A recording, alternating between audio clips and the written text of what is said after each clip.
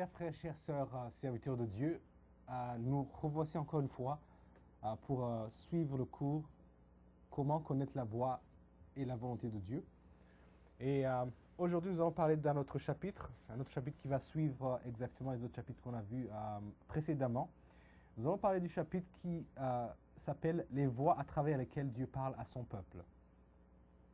Nous allons parler que Dieu parle à son peuple toujours, nous allons parler que Dieu a des choses à nous dire. Nous avons vu exactement que Dieu a une volonté de communiquer avec nous. Donc, aujourd'hui, nous allons voir exactement les voies à travers lesquelles Dieu parle à son peuple, Dieu parle à toi, Dieu parle à moi. Le verset que nous allons utiliser se trouve dans l'évangile de Jean, chapitre 16, du verset 13 au verset 14. Et je vais lire. Quand le consolateur sera venu, l'Esprit de vérité, il vous conduira dans toute la vérité, car il ne parlera pas de lui-même, mais il dira tout ce qu'il aura entendu et il vous annoncera les choses à venir. Il me glorifiera parce qu'il prendra de ce qui est à moi et va vous l'annoncer. Dans le chapitre précédent, nous avons vu très bien que Dieu communiquait avec son peuple. Nous avons vu qu'il ne peut pas y avoir de relation à moins qu'il y ait de communication. Nous avons vu qu'il y a deux sortes de communication, une communication monologue, une communication en dialogue, ce qui veut tout simplement dire que dans le monologue, c'est juste une partie qui parle, dans le dialogue, c'est deux parties qui parlent, donc l'une partie parle et l'autre partie répond. Donc Dieu communique à ceux qui sont en bonne relation avec lui. Lorsqu'une relation est coupée, la communication est coupée. Lorsque nous avons vu dans le livre de Genèse que la communication d'Adam et Ève a été coupée lorsque le péché a été introduit dans la vie d'Adam. Et de cette manière, la coupure de la relation symbolisait directement la coupure de la communication. Et toute communication spirituelle devrait être testée. La raison pour laquelle ça devrait être testé, on a vu dans les chapitres précédents que même le diable peut communiquer avec des gens. Le diable peut se déguiser, le diable peut amener une sorte de communication qui semblerait être de Dieu, mais à moins qu'on puisse distinguer exactement ce qu'il en est, des fois on peut nous retrouver en erreur et suivre une voie ou bien suivre une orientation alors qu'il n'est pas de Dieu du tout. Donc Dieu communique avec nous à travers différentes façons. Et je vais vous en donner 3 ou 4 façons à travers lesquelles Dieu communique avec nous. Et la première manière à laquelle Dieu communique avec nous, comme on l'a vu dans les chapitres précédents, premièrement, c'est à travers sa parole. Cette Bible que vous voyez là, ces écritures que vous voyez là, c'est la manière la plus sûre à travers laquelle Dieu communique avec son peuple. Il n'y a rien que Dieu puisse te dire qui ne se trouve pas là-dedans. Il n'y a rien que Dieu puisse te dire qui soit en contradiction avec ce qui est écrit là-dedans. 2 Timothée chapitre 3 verset 16, sont des écritures qu'on avait déjà lues et ça nous dit que toute écriture est inspirée de Dieu, utile pour enseigner, convaincre, corriger et instruire dans la justice.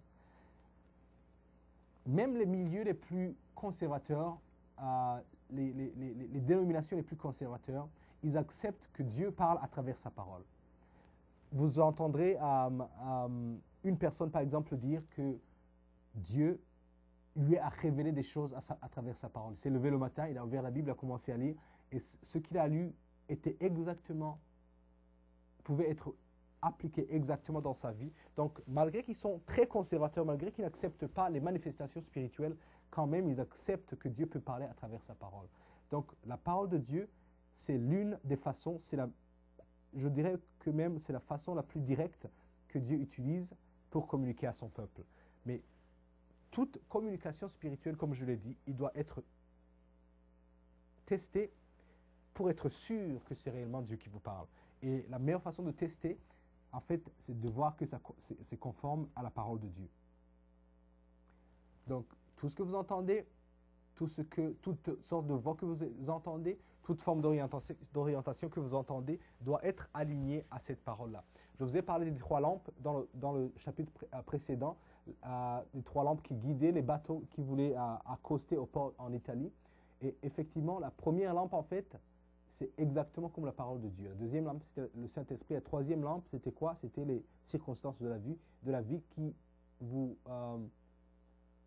confirment en fait que ce que vous avez entendu, qui viennent en forme de confirmation que ce que vous avez entendu, ce que vous avez lu, en fait, c'est exactement Dieu qui vous le disait. l'une des problèmes que le peuple de Dieu rencontre, je dirais même la chose à laquelle, la raison de la naissance des sectes, toutes les sectes qui naissent dans le monde, ils naissent parce qu'il y a une révélation extra-biblique qu'ils reçoivent. Je parlerai des Mormons, je parlerai des témoins de Jéhovah, je parlerai même de beaucoup d'autres sectes. Toute secte qui est née dans le monde, il se base sur une révélation qui est extra-biblique. Ça veut dire qu'une révélation qui n'est pas du tout dans la Bible, de telle manière en fait qu'ils fondent et ils bâtissent une doctrine basée sur cette révélation-là, alors qu'elle n'est pas dans la Bible.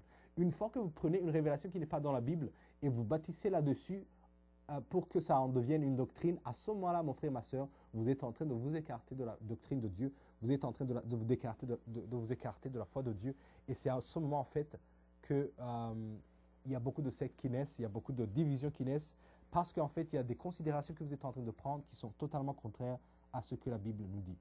Jésus se référait toujours aux Écritures pour évoquer des accomplissements prophétiques dans la Bible.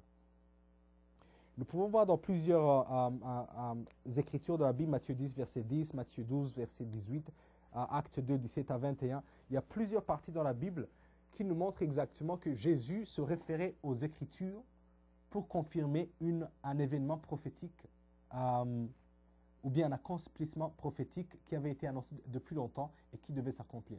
Ce qui veut dire tout simplement que ce qu'il faisait, ce n'était juste que d'accomplir ce qui avait été prédit par Dieu à travers ses prophètes.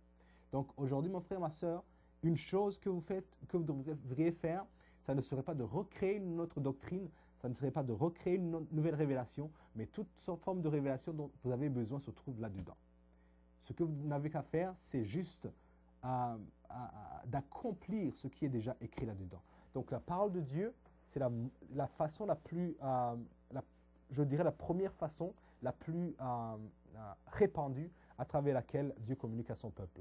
Le matin, vous vous levez, vous êtes en méditation, vous ouvrez votre Bible, et à travers la lecture de ces Écritures-là, Dieu vous communique sa pensée, Dieu vous communique ses plans, Dieu vous communique, vous renforce, Dieu vous corrige de certaines manières, Dieu vous annonce même des choses à venir à travers la méditation de sa parole.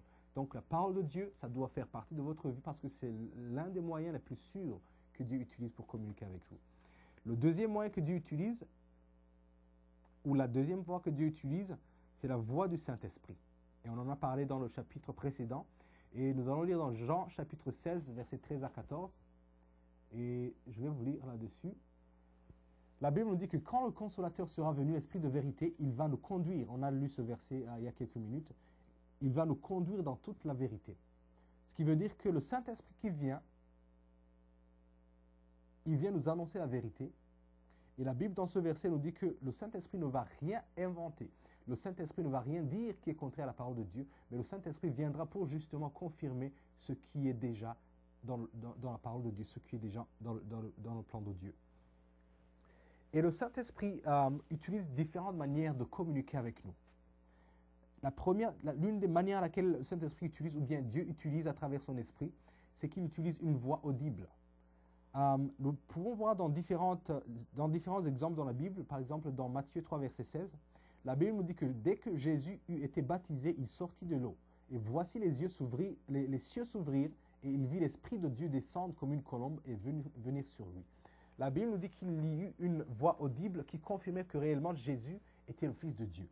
Donc le Saint-Esprit, ou bien Dieu lui-même, peut communiquer avec nous d'une manière audible, avec une voix audible que tout le monde peut entendre avec l'oreille.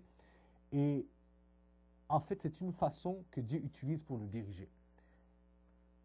Toutefois, que ce soit audible, que ce soit dans le cœur, comme nous allons voir un peu plus tard, toute forme de communication doit être conforme à ce qui est écrit dans la Bible. L'autre exemple se trouve en 1 Samuel 3, chapitre 3, versets 4, 6 et 8. Le Seigneur appelait Samuel, comme on l'a vu dans le chapitre précédent. 3 fois, le Seigneur appelle Samuel. Samuel répond, Seigneur, il court vers Élie, parce qu'il pensait que c'était Élie qui était en train de l'appeler. Mais la Bible nous montre en fait qu'à la fin, Élie a pu comprendre que c'était justement le Seigneur qui l'appelait. Mais le fait que Samuel s'est levé, c'est en fait parce qu'il avait entendu une voix audible. Donc c'est clair et net que Dieu peut parler à son peuple à travers une voix audible. Actes chapitre 9, versets 3 et 4, je peux vous lire cela aussi. La Bible nous dit que comme il était en chemin et qu'il approchait de Damas, tout à coup une lumière venant du ciel resplendit autour de lui. Il tomba par terre et il entendit une voix. La Bible nous dit qu'il entendit une voix. Il n'a pas vu une vision, il n'a pas senti quelque chose, mais la Bible nous dit qu'il entendit une voix qui lui disait « Saul, Saul, pourquoi me persécutes-tu » Et là, la parole de Dieu nous parle de Paul quand il était en chemin vers Damas et lorsqu'il a rencontré Jésus-Christ. Donc la Bible est claire là-dessus que Saul, qui est devenu Paul, a pu entendre une voix audible, le Seigneur lui parlant, lui demandant pourquoi est-ce qu'il le persécutait.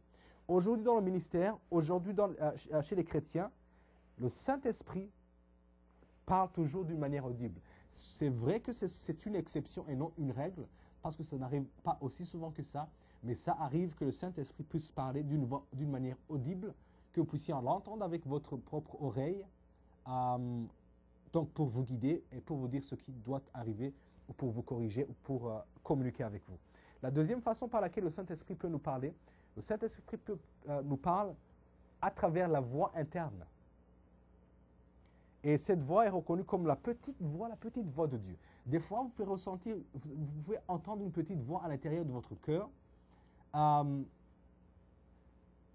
a des problèmes justement là-dessus parce que la voix de Dieu, la plupart des fois, c'est une voix qui est si douce, c'est une voix qui est si douce de telle manière que il peut arriver qu'on puisse l'ignorer, il peut arriver qu'on puisse juste le mettre de côté parce qu'elle n'est pas assez forte pour que ça puisse éveiller notre attention, éveiller notre être interne. Mais une fois qu'on est conscient, une fois qu'on est sensible, une fois qu'on a les oreilles spirituelles connectées sur le Saint-Esprit, on peut très bien entendre cette voix et réellement c'est le Saint-Esprit qui nous parle. Les dons vocaux commencent par l'esprit. Vous entendez une voix vocale, vous avez un don vocal, vous entendez une voix dans votre esprit, vous le testez dans vos pensées, et à ce moment-là, vous pouvez le parler. Lorsqu'une personne reçoit une prophétie, par exemple, ce n'est pas toujours qu'il reçoit une prophétie par une voix audible. La plupart des fois, lorsque la prophétie arrive, elle arrive en fait dans le cœur. Et une fois que vous l'entendez dans votre esprit, à ce moment, vous le testez à travers vos pensées, à travers la parole de Dieu pour être sûr que c'est la voix du Saint-Esprit. Et à ce moment, vous pouvez parler et laisser cette prophétie sortir, que ce soit à une personne, que ce soit à l'église, ou bien que ce soit à vous-même. Parce qu'à ce moment-là, vous l'aurez testé et vous aurez fait donc vérifier réellement que c'est réellement à Dieu qui veut parler. Beaucoup de personnes pensent qu'il faut être concentré pour qu'on puisse capter ou entendre la voix de Dieu.